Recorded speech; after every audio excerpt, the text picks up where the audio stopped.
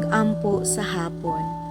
Sa ngalan sa Amahan, sa Anak, ug sa Espiritu Santo. Amen. Lord, salamat sa maanindot nga panahon, nga imong gipaambit kanamo karong adlaw.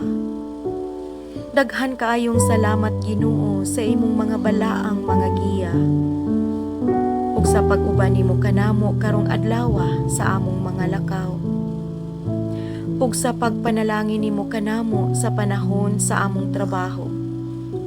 Salamat kaayo Ginoo sa dili na namo maihap nga mga grasya nga imong gipabuhagay kanamo sukad jud sa una ug hangtod karon.